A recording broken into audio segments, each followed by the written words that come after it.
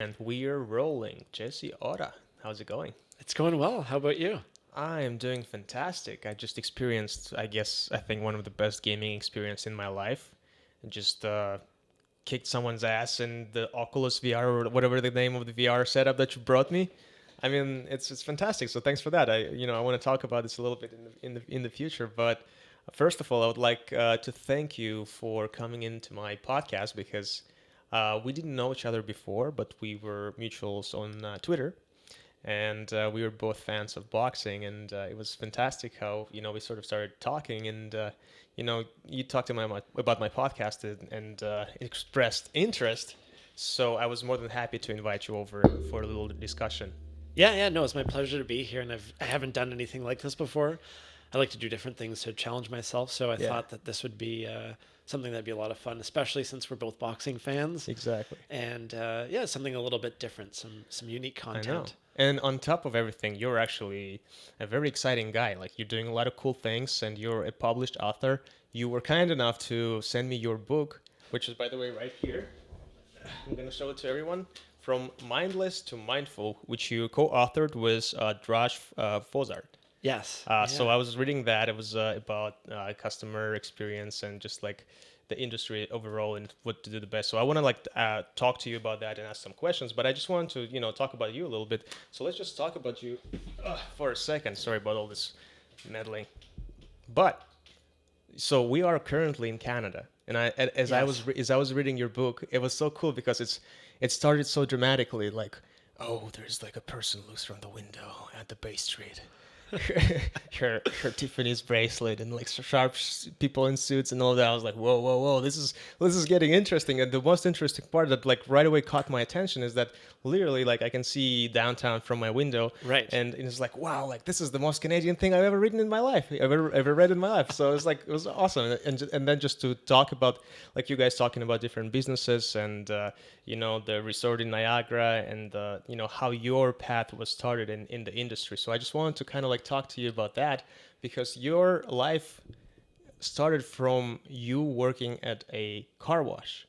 So I just wanted you to talk a little bit about how you started there and how you ended up at the place where you are right now. But before that, let's just ask like what are you actually doing right now?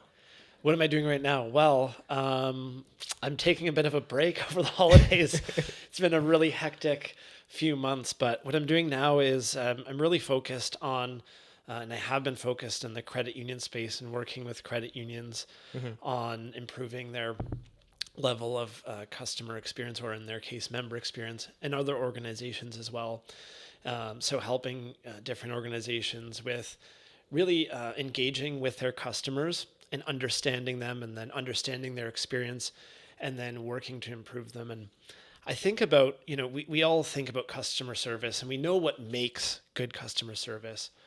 But the thing that I talk about often is there's a specific story, and it involves my co-author. And think about the book. The title is From Mindless to Mindful. Mm-hmm. And when we thought about the title and came up with the title, what we were talking about is, you go to the grocery store and the person scanning the groceries when you're going to check out, and they ask you, is there anything, and they're not making eye contact with you. Mm-hmm. They're busy. They see hundreds of people a day. It's very understandable. So they're scanning the groceries, and they ask you, did you find everything you're looking for? And you could tell them, I found a nuclear bomb in aisle 5 and I'm planning to take that and I'm going to blow up a city. And they'd just be like, great, because they go on autopilot. We all You're gonna blacklist my podcast, bro. okay. I'm just kidding. We're 5 minutes in and we're finished we're already. bombing the world.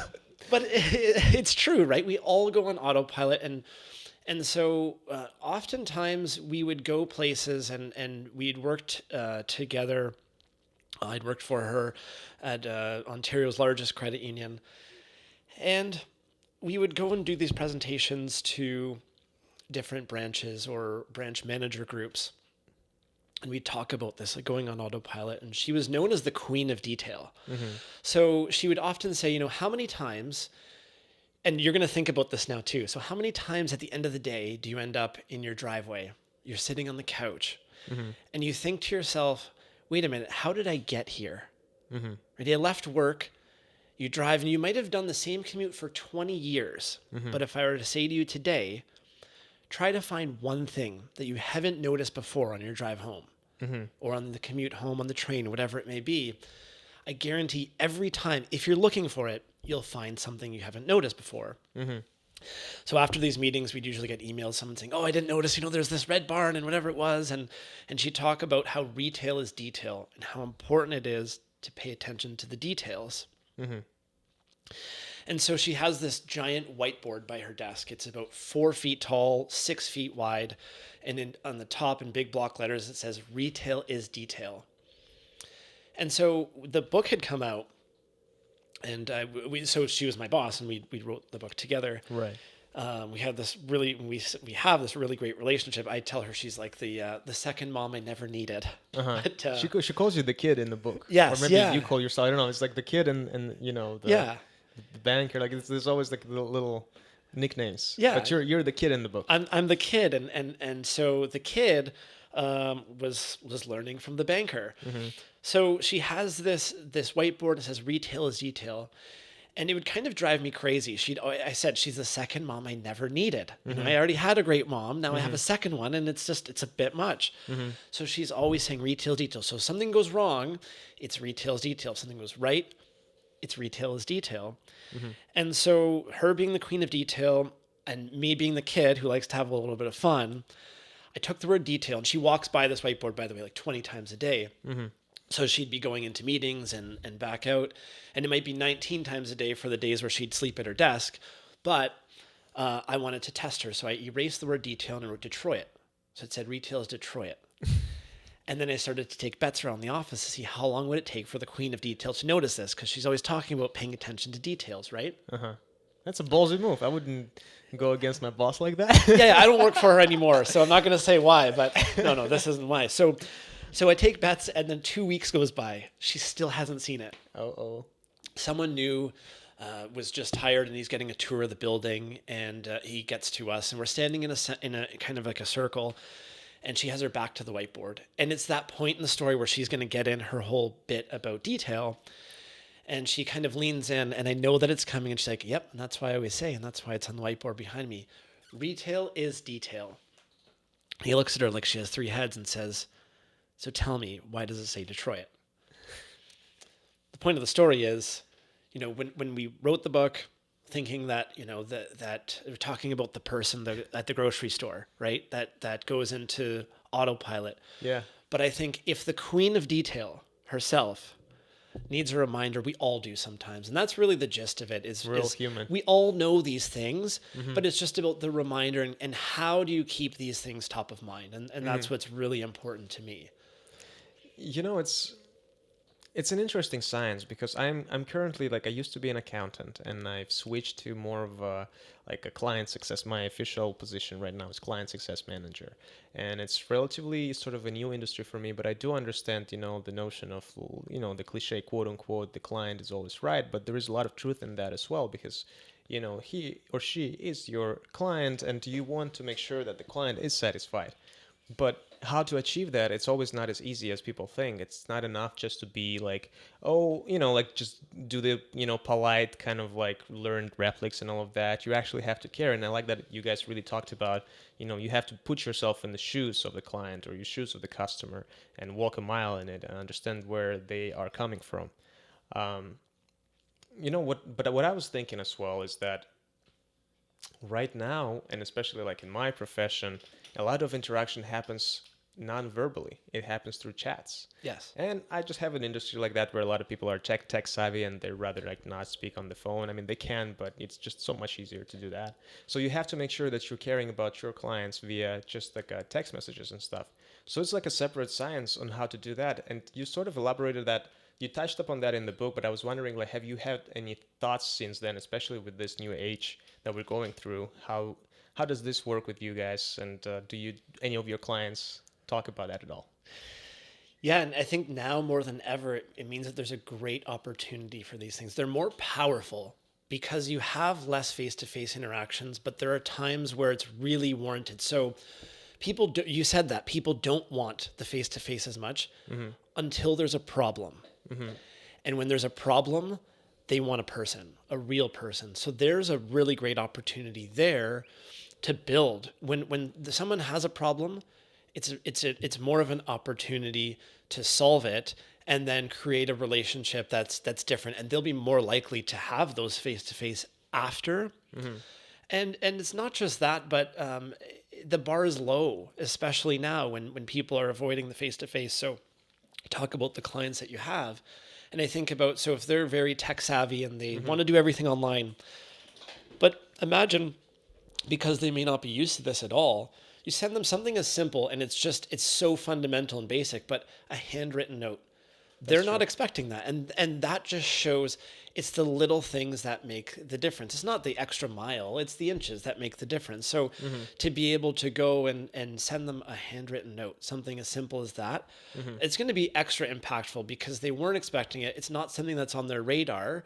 They're used to digital, but when it's something that's tangible that they have, and it shows that you cared enough and you had the thought of them to do that, I think they would really appreciate it. So the thing that I talk about a lot now is that there's great opportunity because so many people aren't doing it. And then identifying, and it's tough. You have to always be challenging yourself to look for the opportunities to be able to connect in that way. And that's what really, I think, makes a big difference. Why do you think, it kind of makes me think right now.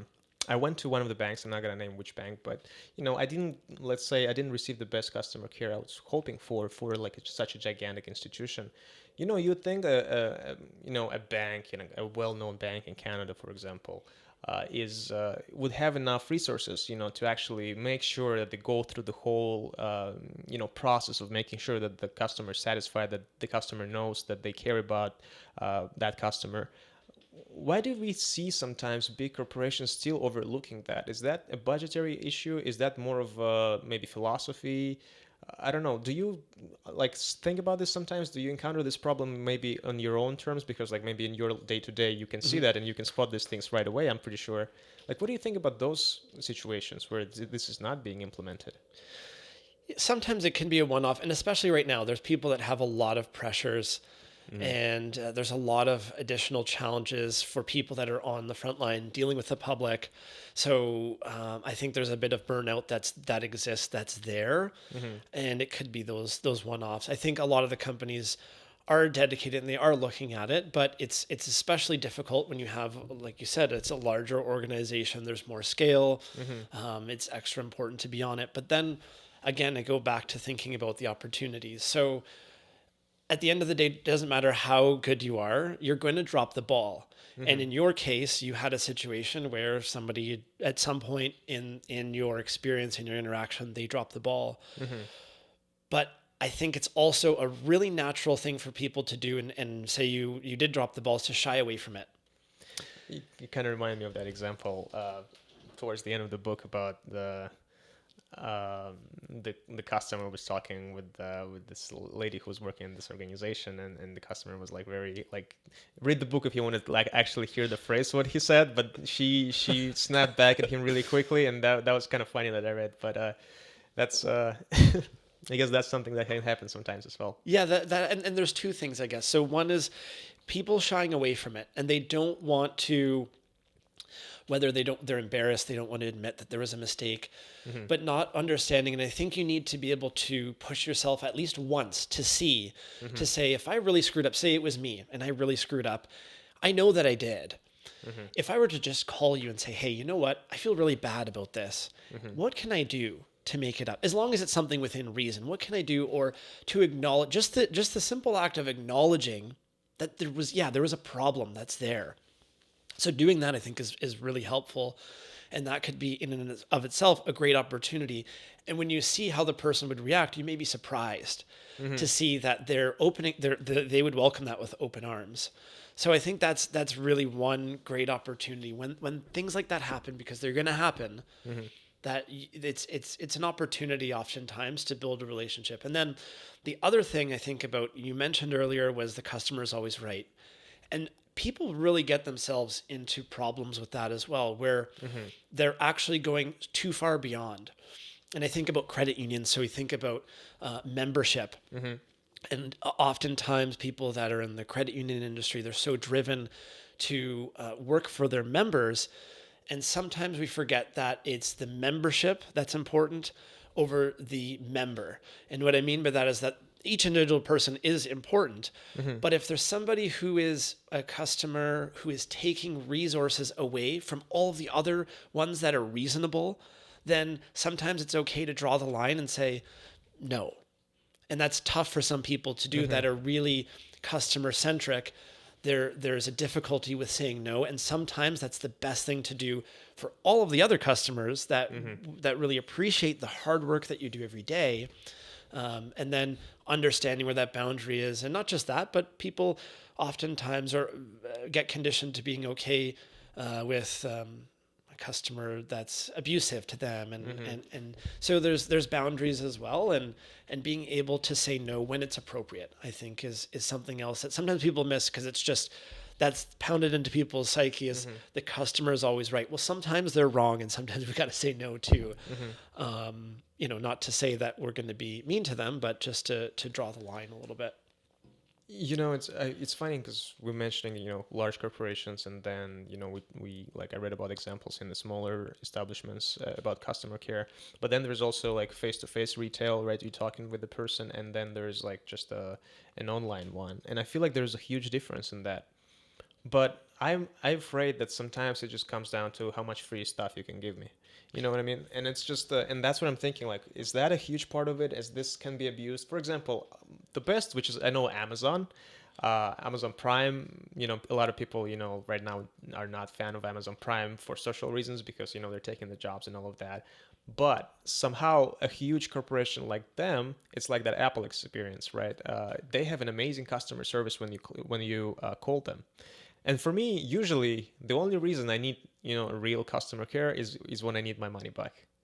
And so Amazon, it's funny, but they're very quick on that. You're like, okay, well, we'll refund you, no problem. Or like, I remember once I ordered watch in a box, and then I opened the box, there's no watch there. And they're like, oh, sorry about that, we're gonna send you a new watch. So, and then I'm thinking like, is customer care like, there's like two types of customer care. When you want to complain and you want to reward, you want to get compensated.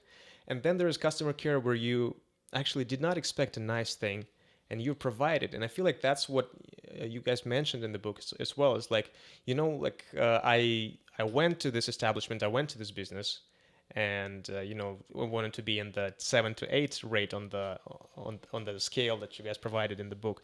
But the point is to be at the 9 to 10 where you are satisfied customer, but then the business went extra mile and provided you with so much care that you actually you want to call your mom or your friend and say like, hey, I want to recommend Right. this business to you. So I feel like that's like there's different scale of customer care. Yeah, and I think some people do, like you said about giving things for free, and some people do take advantage. On the whole, I think most people don't. But they do, and you mentioned Apple and Amazon, and I think of Wayfair as well as a really great example. They do a good job of taking a step back and looking at the relationship as a whole. So does it make good sense to give this thing to this person? And you think, you mentioned you call Apple when you need money back essentially, but how many Apple products do you have? Right. I see that you have a MacBook Pro. Exactly. So for them, if they're going to give you something back, I'm already a club member. exactly, and they're gonna understand that what makes the most sense for this relationship. And there's a great example of this. So I actually have two specific examples, and I don't like to talk about the negatives, but I have a really good one to follow.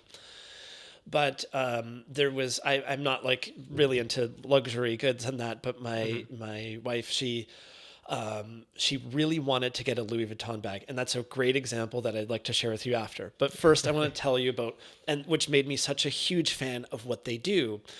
But then I think of what happened after. So she ended up buying this bag, but she didn't buy a shoulder strap for it. So I was going to surprise her by buying the shoulder strap as a gift. So I ordered it online, and it's kind of a long story, but long story short, it wasn't going to arrive in time based on what they initially had promised. And it was for her birthday. So I called, and essentially the strap, I forget exactly how much it was, but my assumption is the production cost was maybe about like $50, and say they're charging like $300 for the strap. Okay. So there's a pretty big margin here. I don't have an account with them because I've never bought anything from them prior to this experience. But she did. So I'd called and they said, well, if you had an account, we could like send you another one or whatever it is. And I'm just saying to them, look, like I didn't receive this in time. I'll send you the other one back.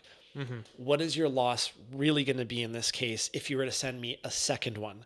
I'll send the other one right back to you. I'll bring it. I'll drive it to the store. I don't care. But for this purpose right now, I badly need this because Right. her It's a birthday's present. on the weekend, and now it's Friday, and so they wouldn't send it to me because the person that I dealt with was worried that they were going to lose on that specific item. But like, look at what they would lose after as to lose a customer, right? Exactly. So they did a really poor job of just taking a step back and looking at the situation as a whole to say, you know what, we could lose, say, $100 of production cost. But if we were to really wow this guy, imagine we could get another strap to him and overnight it. What would that impact be long term for us? It'd be Exactly. massive. So you know what? I'm going to take that $50 risk and I'm going to overnight him another purse strap. That's a Right? great example. Do you think it's one of those things that you discussed in the book where you're talking about giving an autonomous, or how do you say, independency to the employee to actually make these decisions and not, because I feel like there was like some risk that this person can get in trouble Yes. if she or he will do it, on their own. So I feel like that might be the case as well. Do you think that's widely kind of like a problem like that where you sort of try to blame the person on the phone, but it's really not them to blame. It's just the culture at the workplace. Yes, yeah, of course they're afraid, right? And they don't have the ability to take the step back because they're really afraid. I'm going to get in trouble. Yeah. Oh my gosh, what's going to happen? Instead of finding their leadership team to find the opportunities to celebrate, say, you know what, you took this risk, and look at look what you've done because of this, right? So, and if it goes bad, not to be so hard on them, but find those opportunities. I mean, if it becomes a chronic problem, well, you might have It's a different situation. yeah, you might have a performance issue, but to celebrate when they do something like that and to make them feel comfortable to say it's okay to do this. So then I can contrast that with the really positive experience that I had with them. And like I said, I don't like to talk about the negatives, so I apologize because It's important to mention. it is what it is. But they That's- did something amazing. Okay. So we were going to Paris and she wanted to get this specific bag and she's really excited about this. And she had never been to Paris before. I also have a friend who lives in France who does, that I met through actually in the creation of another book, but that I met, we hit it off. And so my friend, she does cooking tours, culinary tours in Nice, France. And she also does these food tours in Paris from time to time. She'll go up and do these tours. So I just sent her a message. I said, hey, Rosa, we're heading out. These are the dates. We'll be there if you'd like to meet for lunch. And by coincidence, she was there. And I knew, she'd know the great places to go and eat and everything, right? Right. So we go and we meet for lunch. And we, of course, like being Canadian, we bring her maple syrup. Yeah, that's a must. Just I take it everywhere with me if I'm traveling abroad. Have to. Of course, Have so to right, have a maple like syrup. yeah. I mean, people are expecting to share the Canadiana. So we bring her maple syrup, and she gave us this gift. It was this beautiful. So she'd explained it was her friend who hand makes these bowls and then hand paints them in Paris. So it's this beautiful, thoughtful gift, and then so we part ways, and now my girlfriend at the time, she's so excited to get this bag. And so she had been texting back home to my mom and her mom to say, hey, I'm gonna go and get this bag now and everything. And so there's all this build up to get the bag, and we get to the store. It's in the Champs-Elysees. It's like the flagship store, and there's a lineup, and it's kind of like a nightclub. There's like this jacked up guy out front with the earpiece, and so we get to the front of the line, and he gets to us, and he says, "What's this that you have in your hand?" And I wasn't prepared to answer. I'm like, "It's a cup, a bowl." And he's Did like, you try to use your French or? No, I wasn't. I was just stunned. I'm like, I don't know how to answer this question. And he just laughs at me. He's like, okay, just go inside. So they do a great job in the store of lobby management. They have somebody who's walking around And this guy approaches us and he asks us what we're looking for, and she's excited. She tells him about the bag and he says, "Oh, my colleague, Sarah," I'm just going to use the name Sarah. Sarah, she is amazing at what she does and she knows everything about those bags. You're in luck. She's with a customer right now. If you just give her a few seconds, I'll make sure that she sees you next. So the selling already started. Already amazing, right? And then he goes on and says, you must be thirsty. It's a hot summer day. What would you like to drink? A mimosa? Do you want a champagne, or would you like some water? Happened to me at Tiffany's. They offered champagne. I was like, well, that's nice. Yeah. So it's a very, very nice gesture. And so we're Canadian again. So we're just like, oh no, we're fine. We're fine. He's like, no. I'm at least going to bring you some water. So really kind. He brings a tray out, and it wasn't long after that she's with us. So she asks again what we're looking for, and she stops and says, "What is that you have in your hand there?" And I was more prepared this time. So I'm like, oh, this is a bowl. And I explained the history of the bowl and everything. And she says, "Do you mind if I see that?" And I said, "No, absolutely." So I hand her the bowl, and she goes, "I'll be right back in a moment." And she takes off, and I'm thinking like, She just stole your bowl. am I going to get my bowl back? This bowl has already been through a lot. So she comes back, and the most unexpected thing happens. She has a Louis Vuitton shopping bag. And there's tissue paper sticking out. And she says, "What you received isn't a gift. This is a treasure. There's only one bag in the world that's worthy to hold a treasure like this." And she gives me the Louis Vuitton bag. How does that make you feel? Makes you feel very special. And what did that cost the company? Absolutely nothing. 50 cents maybe for this For the time. paper And the bag. bag, yeah. That I still have to this day. I was the one who so she ended up getting her bag and everything. Yeah. But the most memorable thing in our whole trip to Paris was that 50-cent bag. Yeah. That cost nothing.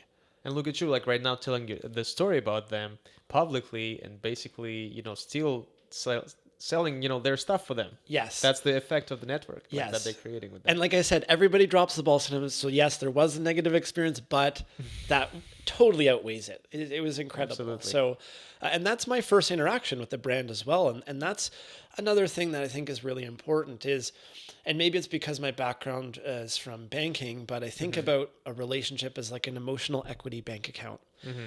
And the balance, so me walking into that store, the balance was at 0. So it's so easy for me to have even a mediocre experience and say, oh, whatever. Right. I had no interest in the brand before, none at all.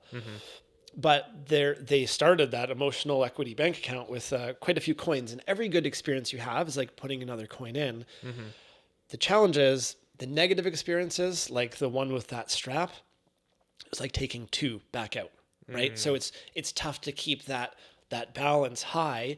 And then time works almost like negative interest, right? So you kind of forget. I mean, the paper bag thing I'll never forget. That was amazing. But it's crazy how like a small thing like this forever. It reminds me when you say negative outweighs the positive.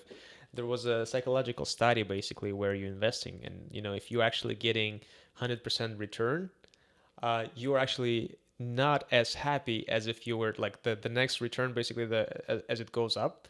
You're not as happy as if you're losing the same amount of money. Yeah. So your emotion, the negative emotion when you're losing the same amount of money outweighs the positive emotion when you're gaining the same amount of money.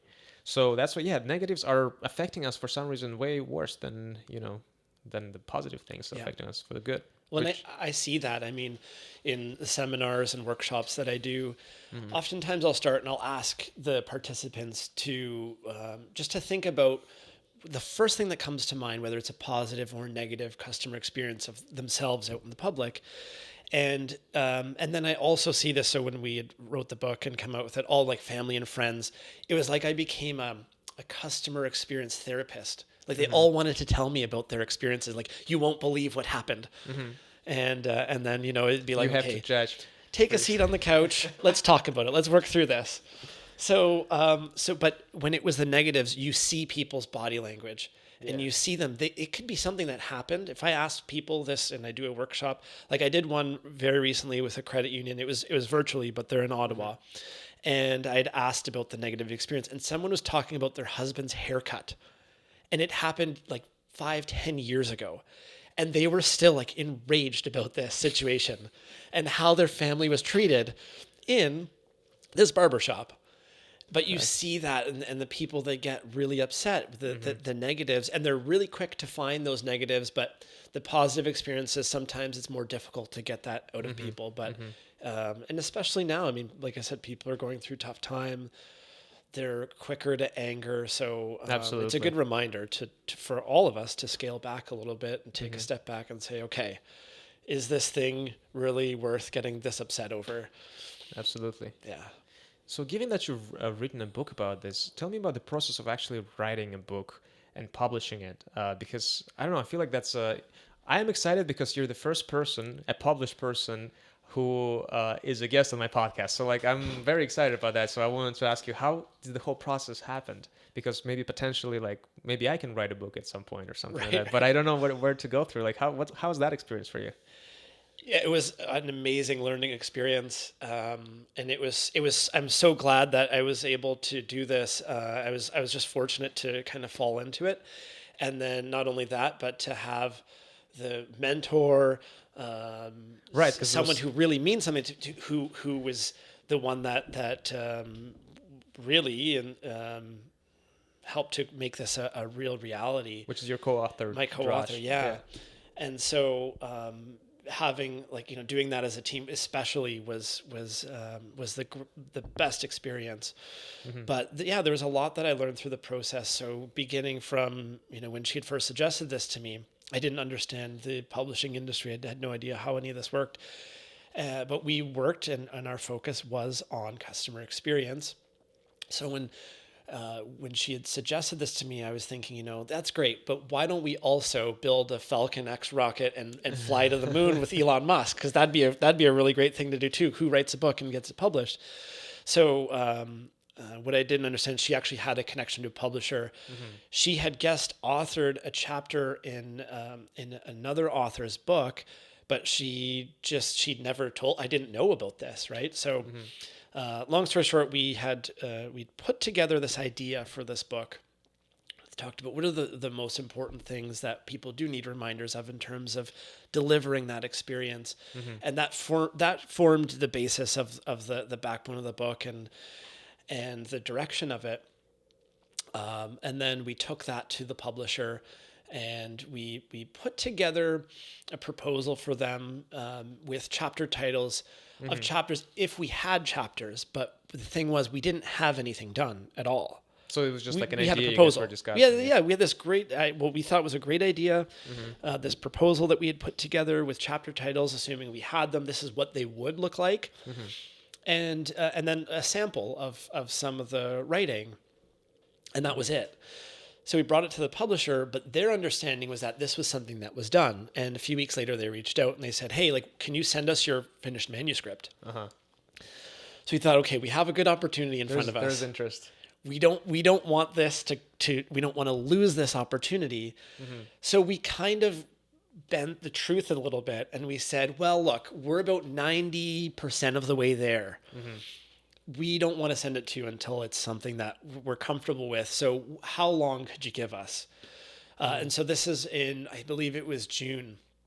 And they're like, well, September would be the absolute latest. So I said, oh yeah, no problem. So you had basically 2 months, 2 to 3 months. We had just a few months to write the entire thing. And they thought we had something that's not, and we didn't know, we thought they were going to maybe take the manuscript and say, this is a pile of garbage. We don't want to publish it, right? Right. So the other interesting thing was, I had my friends, and they're wanting to go out on the weekends and have a good time and everything else. But I didn't tell them about this. Okay. Because I didn't know, the publisher doesn't like it, and then... You don't want to tell them I'm writing a book, and then they will ask, so what happened? Yeah, nothing ever happened, right? So, but I was spending all of my time after work every day on the weekends. My entire weekends were just solely dedicated to this for those months. So my friends, they actually were really worried about me. They thought I was depressed because they'd be knocking on my door, banging on the windows, like, come on, it's Friday night, let's go to the bar, right? So really quick about that. Yeah. When you write a book, let's say in your case, are you like you're actually typing stuff, or you're recording yourself and then you're trying, because I saw it in the movies, people record themselves with the microphone, with a dictaphone, and then they will just do the transcript. They can send it off or like do this themselves? Like what's your style?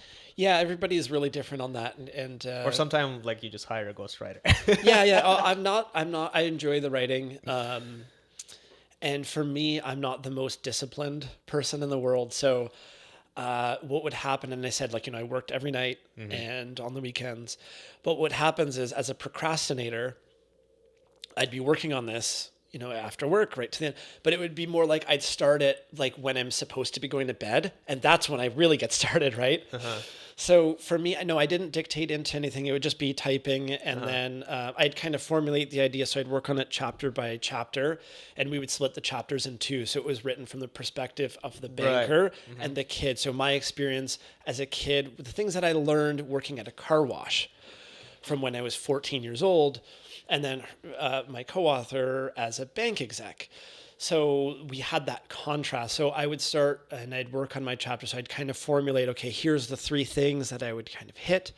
And then I would just begin typing. And I would do it on the laptop and then come back, and there'd be tons of edits and revisions and things. But that's how I would get started, usually really late into the night. It's funny you mentioned that, because the style of how it's written really kind of like seemed like a movie in my head, but like more of like a movie that like I would say a Guy Ritchie would do or something like that, or like, because you can see like, okay, here's the same story from a different perspective, and then like there's like a background music. It's like, I don't know, just like the whole interview process, how your co-author, she talks about how she interviewed you, and then you like show your perspective, how you first met her, and like she was asking you the same question several times, and you were like all confused about it, and I don't know, it was funny how you show both perspective on. And exactly this whole thing with the kid and the banker, right? How how it's all plays out from a different angle. So I really like that style. I'd never kind of read something like that, but it was so like I was reading it like in images somehow. Like I was like reading it, and it seems like you're watching a movie, something like that, like an instruction, like something like you're about to go in a heist, something like that. Well, our goal was to be a bit different, right? So you've read business books, and it's like, and oftentimes it really what it is it's a lot of similar material that you've heard before, but it's packaged differently, and whether it resonates with you or not is how it's presented. And oftentimes, a lot of times authors will, when they're writing business titles, they'll create models, and it's straightforward information, all the facts and no flavor. But we wanted it to be a little bit different in that sense, where it's engaging, and not just for some people will aim and target their books for, say, it's senior executive, senior management. Others, it would be for just the front line, and we wanted it to be accessible to everyone. So there's something for the senior managers who could pull things out, some really important themes, and maybe develop content around that. Or a focus around some of those themes, and then someone who's frontline can relate and understand to those stories. So it was written so that it could be approachable to anybody at any level, Right. and also that it wasn't just dry, where it's just models, and it's real life. That's what it is. Yes, it was a casual style of narrative. Like it wasn't the dry language. It was really like a nice, like a day-to-day talk. Like you could actually like. Anyways, good job on that, because it felt related. Like you're like talking to a person, like we're talking right now. What else? I had like another question, but I sort of like flew my mind away. Are you? Oh, okay. Here it is. So you've mentioned that you're doing consulting services right now, and I'm wondering if you're seeing patterns right now in the companies, like with your clients that you're working with. If you can maybe elaborate on what is the main problems that you can spot right away very often in the companies, and maybe you have some sort of approach, and I don't want you to give out any of your specific proprietary stuff, but like how do you, I guess, evaluate your client when they need help, and what is the first thing that you're looking at when you're trying to help your client, and of course, like what are their main problems that they approach you with right away? So main problems, I would say just right now there's current challenges with the pandemic. That in itself there's a lot of issues that come out of that. So part of it right now is not just, so looking at the outward experience, it begins with the experience in the room. It begins with the internal culture and the internal experience. So what are acknowledging what that front line, those that are delivering the experience, are going through. And I think that's really the first key right now is looking at that. It always is the most important and the very first thing to look at, but more than ever, it's really critical because there's a lot of stresses that those people are going through. So it's alleviating and getting out of their way, and really showing that they're supported. Right now, that's absolutely critical. And that's really what I'm seeing So is a showing that the challenge. frontline workers are supported, so showing that they are being supported. Yeah, if they're not having a great experience, how can you expect them to deliver that forward? Right. Right. And I really think that that's the first thing. And then from my perspective as well, the work that I do is really engaging with the customer and getting an understanding, because it's a little bit different when it's a third party that's asking impartially, and you may get some different answers because a lot of people say, well, like, I know my customer. But then when you find out that your customer may also be dealing elsewhere, do you really know them? Right. And so you might know them. You might know. The other thing that I find that's quite often is yeah, people know their customer. They can tell you their kids' names. They can tell you what their dog's name is, all of these different things. But do you know their goal? And usually if I were to say, take out your top 10 or 10 random customers from your customer list and tell me about what you know of them, I'll ask them that question, and they'll say, they'll tell me these things, these very personal things, that they have these amazing relationships. And say, okay, like, let's just say banking. So what are their financial goals? And then this is the look that I get. Right. So understanding them, and so engaging with them and getting a better understanding of what they're looking for is a really great first step in that process. Right. I guess I think the hardest part then, if I was, a client, and I would be like, well, how do I, like, do I just ask them questions? Like, that sounds a little noisy, like to like Yeah. get like this. So I don't know, how do you, and I feel like that's where the nitty-gritty of the main work is how do you do this but not invasively, like you're not. Right. So I think that's the hardest part about being kind of friendly and available and getting that information from them so that you can assist them, but at the same time you don't want to be creepy.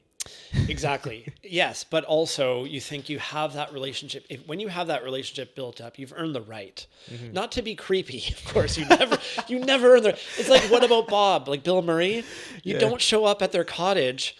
Don't be creepy. Don't be weird about it. But you earn the right, and they're seeing you for a reason, right? If you're working at a bank or financial institution, you maybe assume that they know what you do, but they don't, and they're there for a reason. So it'd be oftentimes a relief from the customer's shoulders if you were to ask them. Or another thing that I see often is, and like I said, I'm focused too much on the banking, but people will understand their banking system, the employees, the front line.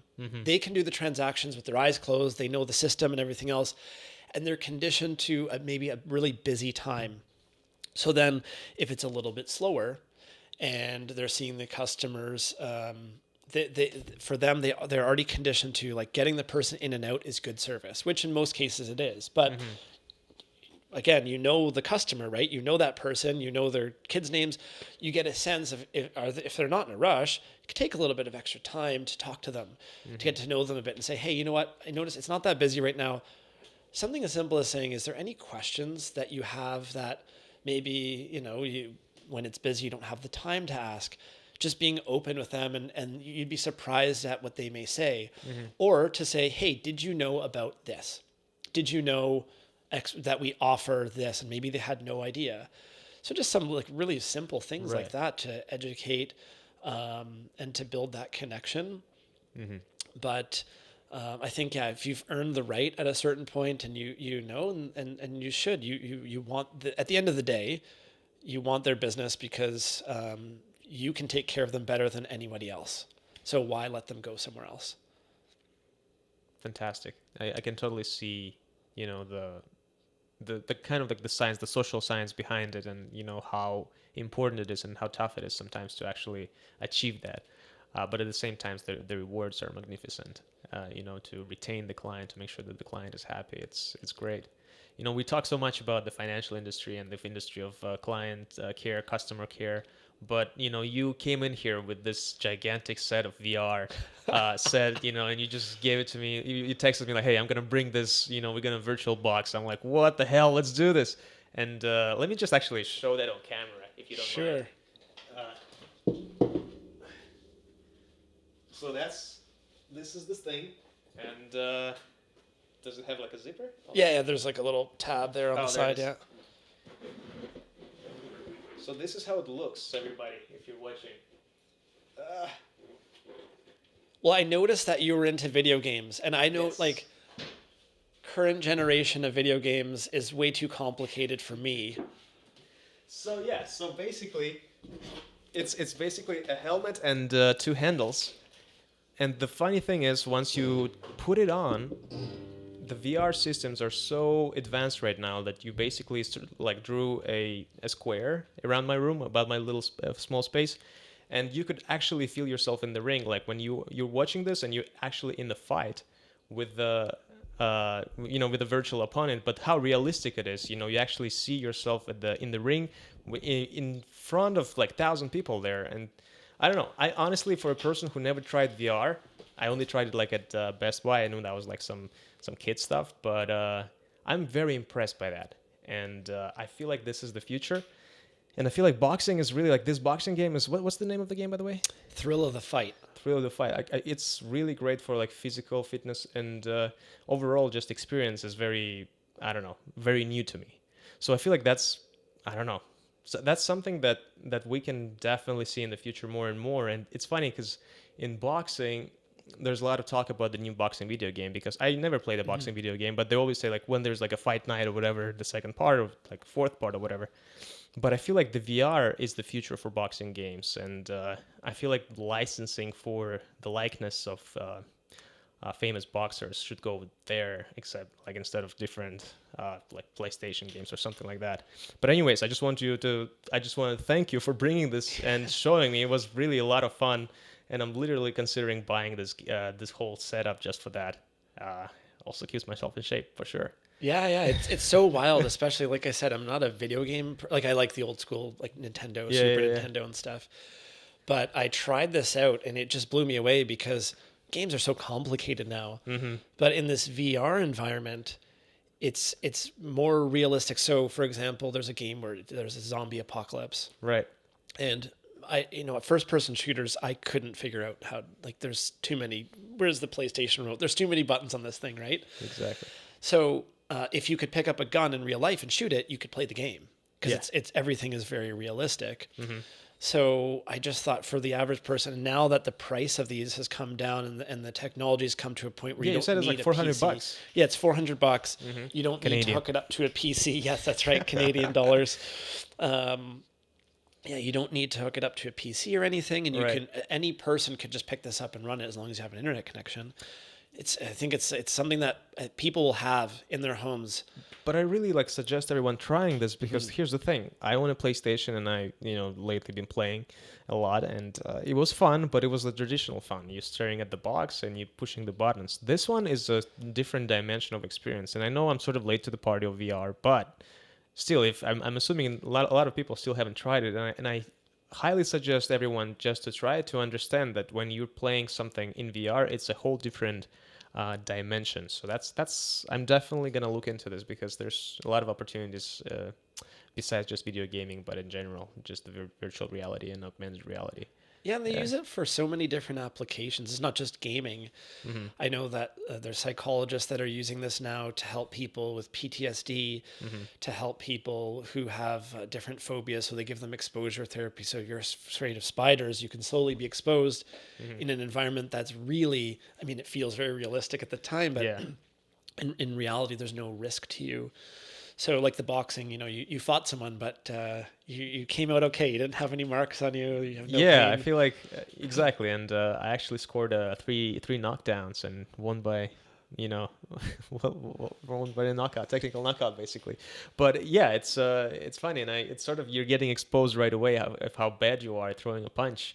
So that's something that I'm self-conscious about now, and I'm definitely not gonna play in front of anyone in the future. That's for sure. But that's the other thing that you notice too, is that it's very realistic in terms of and we had talked about this before, but you could be the heavyweight champion Mm-hmm. of the gym and you could look really impressive on the pads and on the bag and everything else. But when and maybe you're great, you've shown some real talent in sparring, but when you're in front of a live crowd, Yeah. everything changes. And then you kind of get that exposure, right? Because you're in the Mm-hmm. VR environment and there's people cheering and you see them reacting to the things that you're doing. It's pretty wild. Exactly. Speaking of boxing, you've mentioned to me when we were texting that you actually took one amateur fight in your life, and you were preparing, and that was a fight for charity. That was right here in Niagara Falls, not far from here. Can you talk about more about that event in particular, and how does the whole process works?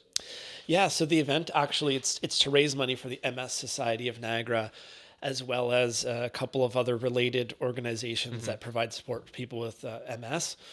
And I'm sorry, what does MS? multiple sclerosis. Okay. And so, which is a disease that's quite misunderstood, and so I had a personal connection to as well. My mom was diagnosed with MS. And the majority of people with MS don't have any visible symptoms, and I believe it's 80%. They may have aches and pains, and there's challenges that they have. There's a lot more people that are affected by MS than most people may think. So they raise a tremendous amount. It's an incredible event, and it's held at a White Oaks Resorts in Niagara-on-the-Lake, right close to Niagara Falls. And usually it's about 1,500 people. The tickets sell out within minutes that they put them for sale online. And it's just very well organized. How do you get in? How do you apply for that? So they do an online application process if you would like to fight. And typically, so they have a rating system. If you do have a personal connection, there's a higher likelihood. But they have to match you because these are proper amateur fights in Ontario. You need you get the boxing license. It's very strict here. Yes, it's in this province. It's strict, and there's some really ridiculous rules. But so you go through that, and then there's a proper training camp, and they want to make sure that you're not putting anything embarrassing in your social media, anything stupid like that, because this is an event that's about the community, right. and you're there to raise funds for a really great cause. So yeah, So you had to go get a license. The organizers of the event take care of everything for you, so that you don't have to worry about. The expectation is that you're going to help to promote it. So is this something that you were wanting to do for a while, or is it just like spontaneous decision? As a fan of boxing, I always wondered, what is it like when you are sitting, backstage and there's a crowd and you have to make the walk? What does that feel like? You watch your favorite boxers, your favorite fighters, and they go, and like, I feel nervous for them. I'm sure that you felt that. Oh, many times. I actually, if really like one of my buddies fights, or someone that I really admire, I can get into like a whole ass panic attack if something's not going according to the plan.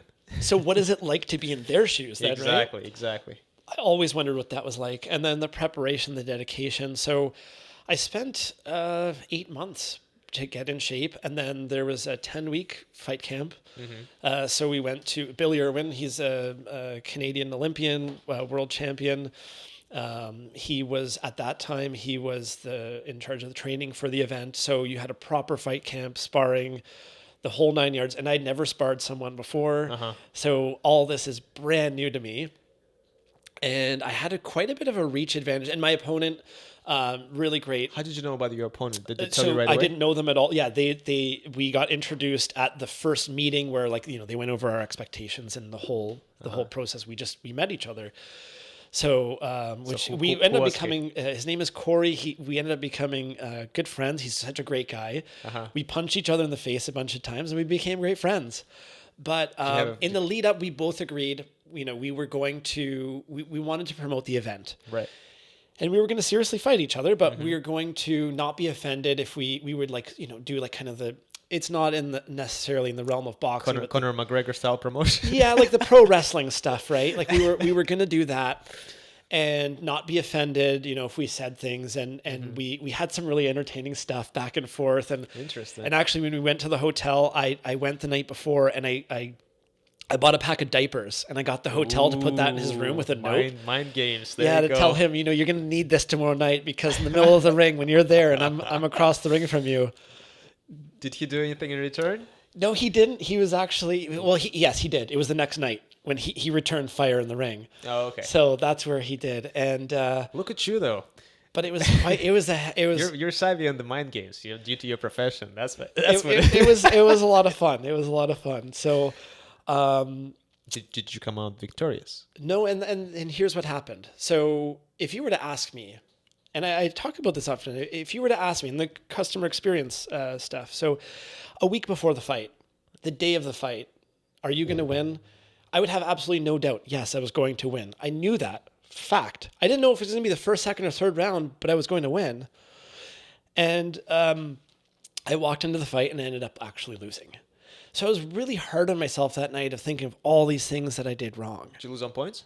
No, it was actually stop in the third round. So if there's 2 standing 8 counts in the same round, in the amateur fight, it's over. Right, and you don't have to like be on the canvas. Like, No, they can no. just spark you, and it was going to be like a night con. It was, so for me, it was if they throw 10 punches and you don't return anything, whether they're blocked or not, that gives you a standing 8 count. So he just had 2 flurries and that was it.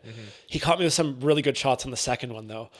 But so I'm hard on myself that night, and it wasn't until I had some time in hindsight to think like I didn't lose that night. I prepared for everything as best as I could, as I knew how at the time. But it was, I wasn't prepared for what happens if, like, and in sparring, I did relatively well, I thought. But what happens when you're being pressured and it feels like you're down a little bit? I wasn't ready for that, and that's what really broke me, right? So it was. So you mean like you're all of a sudden lost your concentration because you started thinking about, oh, I'm actually losing this fight. Yes, and I couldn't come back from that. So it was definitely a big lesson, and it was just experience. So I didn't lose that night. I lost in the preparation because I wasn't prepared for that moment. So you say it was in your head. Like in the ring, something snapped, and you just feel like it's like you're overwhelmed. I'm like, okay, plays like, a big role. What's going on now? All of a sudden, Actually, it started in the first round. I slipped, but everything is happening so fast, and it's the first time. There's 1,500 people watching me. All my friends are there. Right. I slipped, and I was on the canvas. I had no idea. It was actually a push, so the ref is like, push, right? And I didn't even know what happened because it all happened so fast. I thought like I got knocked down. Oh. And right from there, my confidence, boom, destroyed, right? See. Yeah, I always hear, people who call the fights, they talk about like, oh, he's very composed, like the fighter, and how important it is, now from your point of view, like speaking with you, like I now understand like how important it is not to be only physically prepared, but also mentally prepared and maintain that composure. Yeah. But that's amazing. That's just... Even the fact that you went to the fight, and I mean, win or lose, it's for charity. Either way, both of you guys win, and this event is just really great. I don't know. I don't think it's ballsy. It's ballsy, to step in the ring like that. But it gives you a totally different respect and appreciation and admiration for any of the professionals. And I actually, in hindsight, I feel bad for some of the things. So like I said, we were doing the WWE thing, right? Like just for promotion and that. But it was a real fight. But so my opponent's cornerman was Billy Irwin, and I was kind of doing the Ric Flair thing. Like he went to like shake my hand, and I like pulled back, and it was all for like the fun of. Yeah. And I don't mean that, I have such a massive, massive respect for anybody who's legitimately in the sport, the real boxers and athletes. And it takes your appreciation level to a whole different level when you actually experience that and see the level that they're at, and the dedication and the skill that they have is so tremendous, and the respect. So I would never afterwards, it'd be difficult for me to criticize any boxer. Anybody who makes the walk and steps in the ring, they have all of my respect. It's tremendous, like what they do. So 100% agree with you. Yeah. And on this note, I would just like to thank you so much for coming into my show. It was an amazing experience talking to you, because customer success and client care is something that I was always passionate about, and it was great to speak with the true professional. And on top of that, thanks for showing me the game. And of course, thank you for this wonderful book, From Mindless to Mindful. Please, everyone, check it out. And where can they purchase it right now if they want to? So in the U.S., Barnes & Noble, in Canada, Indigo chapters, Amazon, any of the retail outlets will have it. And of course now online is the biggest thing. So yeah, absolutely. Fantastic. And is there any services that you would like to promote? Please go ahead and do it. If there's anything in terms of your consulting, how can people reach out to you and find you and contact you? Sure. Yeah. It's experience M2M. So letter M, number 2, letter M. It's the worst URL we could have ever possibly picked because it's so difficult, especially like people ask me for my email. It's like Jesse at Experience M2M. So Experience M10, maybe you can like put a link in or something, but it outlines our services I'll put a link and for keynote sure. speaking and everything else. So yeah, Okay. it's something that I'm incredibly passionate about and really, really enjoy. So also thank you very much. My pleasure. Yeah, no, it was my pleasure to be here and also really enjoyed participating. So Yeah, it's a great experience because this whole setup is also new, so it was great like testing it, and I feel like it turned out all right. But thank you so much, and I really appreciate it, Jesse. So I hope that you're gonna come back and we're gonna do this again sometime. yeah, maybe we can talk about, we talked about these events and that, and there's a lot that's going on around these types of events, like the Mike Tyson event that just happened, the exhibitions, and people in boxing feel different ways, and I think that we could have a really great conversation about some of those things. So It's funny. Yeah, I was thinking about that as well, and I think that's definitely a great subject for the next podcast with you. Is customer satisfaction for a boxing fan? yes, yeah, Their expectations and what they're getting right now, because I honestly think there's a lot of things that the different event management organizations and promotion companies can work on, and I'm sure you have your opinion on that as well. So yeah, definitely that'd would be love to awesome. discuss that. That's All great. right, looking forward Awesome. to it. Here's a little teaser for y'all. Here we go. We're coming right. back at you. For sure. All right, Jesse, thank you so much.